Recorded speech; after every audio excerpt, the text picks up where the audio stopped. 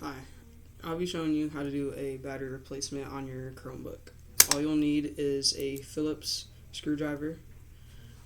First, after you take off the back, you want to find a battery cable and unplug it. Okay. Once you have that done, you're going to find these 3 screws here, here, and here. You're going to want to just real quickly unscrew these. Okay, once you have those unscrewed, you're going to go ahead and lift out your battery. There'll be a little sticky part right here. You can just pull that off. And then you want to go ahead and grab your new battery.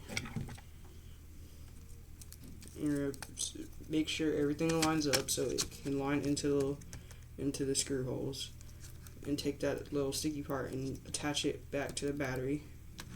And then take the same 3 screws you took from earlier and go ahead and screw them back in.